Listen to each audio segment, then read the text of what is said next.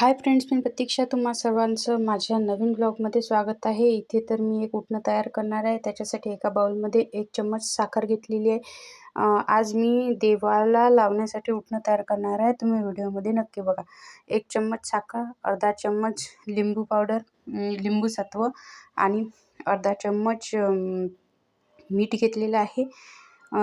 त्याच्यानंतर अर्धा चम्मच बेसन घेणार आहे आणि अर्धा चम्मच हळद घेणार आहे.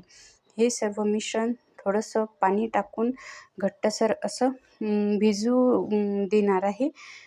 नंतर 5 मिनटं तरी या सर्व मिश्रणाला ठेवून देणार आहे.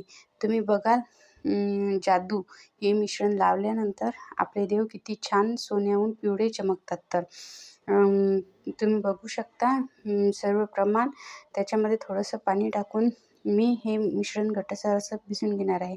तुम्हाला जर माझे ब्लॉग आवडत असतील तर कमेंट करा, शेअर करा आणि चॅनलला सबस्क्राईब करायला विसरू नका.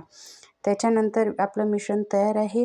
तुम्ही इथे बघू शकता माझा गणपती किती लालसर पडलेला आहे. तर तुमचे देव कितीही लालसर किंवा काळपट पडलेले असतील तर 2 मिनटात तुम्ही रिझल्ट बघू शकता. माझ्या गणपतीचा मी उटणं लावल्याबरोबर कसा चमकत आहे. तर त्याच्यानंतर मी सर्व सर्व बाजूंनी छानपैकी हे उटणं सर्व देवांना हाताने लावून घेतलेलं आहे.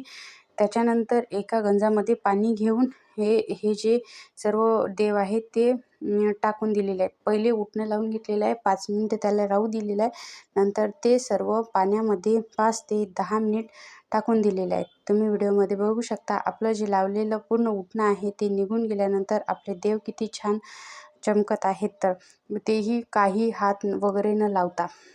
त्याच्यानंतर तुम्हाला जर वाटत असेल कुठे कुंकवाचा वगैरे निघालेला नाही तर तुम्ही हाताने किंवा ब्रशने वगैरे स्वच्छ करू शकता. पण पाण्यामध्ये 5 ते 10 मिनटं ठेवल्यानंतर देव तसेच निघालेले आहे. त्याला कुठेही ब्रश किंवा हात लावण्याची गरज नाही. त्याच्यानंतर एकदा स्वच्छ पाण्याने देव धुवून घ्या. असे आपले देव चमकतात. Thank you for watching. आणि तुम्ही पण एकदा नक्की ट्राय करून बघा उटणं. खूप छान रिझल्ट आहे. आणि व्हिडिओला लाईक करा, शेअर करा, सबस्क्राईब करायला विसरू नका.